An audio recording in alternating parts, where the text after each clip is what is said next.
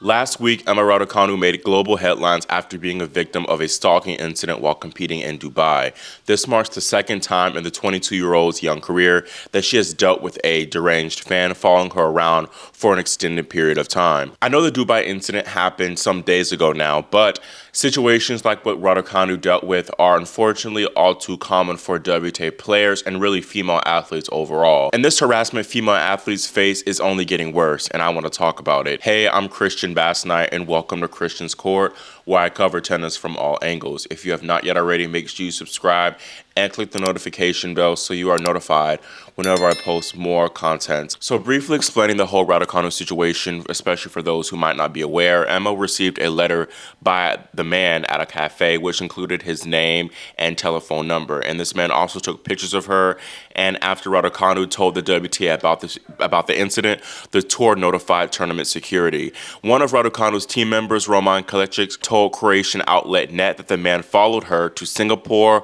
Abu Dhabi, Doha, and Dubai. Kalecic said when the man approached Raducanu in the cafe, it was the only time that Emma's tight entourage wasn't really with her like that. However, despite tournament security being notified, the man was still able to attend Raducanu's second round match against Karolina Muchova, as it was played on a smaller outside court with less security. In the first few games of the match, Raducanu spotted the man and immediately became upset, and she hid behind the umpire's chair in distress for a bit until the man was taken out by security. Dubai police detained and issued the man with a restraining order. Raducanu eventually dropped the charges against this man after he signed a form promising to distance himself from her. Now, this unfortunately is not the first time Raducanu has had a serious encounter with a stalker. Back in 2022, a man by the name of Amrit Magar was given a 5-year restraining order for stalking and harassing the Brit. Magar did weird things like leave unwanted gifts and cards by Raducanu's front porch, and he even stole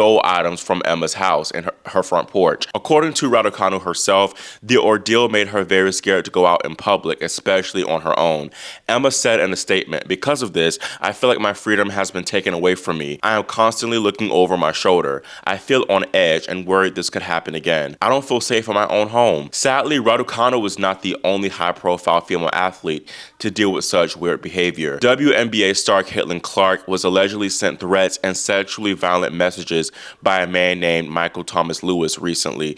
Lewis drove about 900 miles to Indianapolis, where Clark competes for the Indiana Fever, so he could be in close proximity to her. And last August, another rising basketball star, Paige Beckers, was a victim of stalking and harassment. And just last month, Olympic gold medalist Gabby Thomas took to TikTok to ask her followers for help on how to deal with a group of men who constantly follow her across the country in airports, harassing her and asking her to sign stacks of pictures. I need some advice right now because I fear that I'm being stalked and I genuinely don't know what to do or who to go to. At this point, every time I travel, I'm afraid that these men, it's 3 to 6 of them, middle-aged, are going to show up and harass me. And it doesn't matter what city. They've come when I was traveling to and from Chicago. They've come when I'm traveling to and from Miami. And they have my flight information, and they show up either at the front door of the airport, at the correct concourse, or they show up at my gate, which means they have flight tickets and they get past security and all that. And they show up and they ask me to sign a bunch of these photos and pictures of me, like 40 of them. I don't know what they're doing with them. It's probably selling them. I don't care. What scares me is that they have my flight information, even when I don't even know what time I'm flying out sometimes. I don't tell anyone my flight information. I've changed all my email passwords. I don't know if they're hacking me, but they get really aggressive and hostile if I say no. And when I'm by myself, it's really scary. They got really hostile with my boyfriend yesterday. It's not even airline specific, but I don't know how they're getting my flight information, and it's really starting to freak me out. And honestly, I don't know who to go to about this. I don't know, do I go to the police? Do I go to like airport security? It's like a multi-city thing. When I ask them how they know my flight information, they lie. They make up a story. They say, "Oh, I saw you here, so I figured you were flying back." And the stories don't make sense. And I don't know, they just get really aggravated and easily angry. So I don't talk too much, I just walk away. I really don't get it. I don't like feeling unsafe, like traveling. And to make matters worse, other stars, including Coco Gauff and Simone Biles, commented under Thomas's TikTok post saying that they too dealt with harassment at the airport. But even a bit more lower profile female athletes aren't immune to such treatment. Last December, another British tennis player, Katie Bolter, told The Guardian that a fan threatened her safety during a tournament. The man said he was outside the player area and was going to hurt her. Danielle Collins has also been outspoken about dealing with stalkers over the years. I don't think it's something that gets talked about a ton, but many of us have had security issues during our time playing on tour, Collins told Telegraph Sport. I had a few different situations over the years. It's never fun, the feeling of looking over your shoulder. Now, female tennis players have dealt with depraved fans and stalkers for years, unfortunately. Most infamously, Monica Seles was stabbed on court by a Steffi Graf fan in 1993. But it's no doubt social media has amplified the harassment these women's athletes encounter. Collins made a really good point when she said, social media does open up so many opportunities to connect with fans, but at the same time, it sometimes gives access to people who are really unwell and not in a great mental headspace. It does make you a little bit more cautious and skeptical. I still to this day have a really hard time when I get boxed in large groups of people. I feel scared when fans come running at me, throw things, or touch me because of a few scary situations I've experienced. Circling a bit back to Raducanu, The Guardian highlighted a long-standing tennis website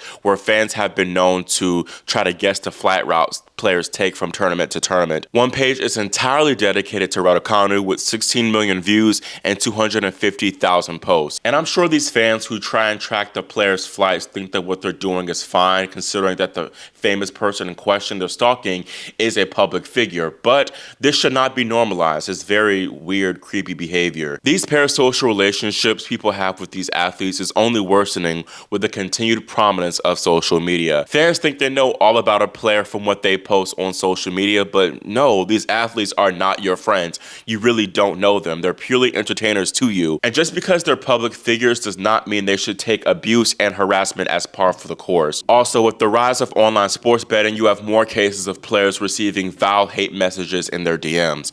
Mira Andreeva, who's 17, recently shared that she received a message after a loss which said, "Look around because I'm going to find you and cut your arms." That is just so disturbing, and Mira said that the threat still psychologically affects her to this day. And practically all athletes experience online harassment, especially after losses, but women typically get it worse. In October, the NCAA released a study showing that women's basketball players received 3 times more threats during March Madness compared to male players. A similar study found that racist and sexist posts aimed at female athletes made up nearly half of all monitored abusive posts during the 2024 Paris Games. And even aside from DMs, I've noticed myself through making content that female tennis players tend to get more hate compared to male players.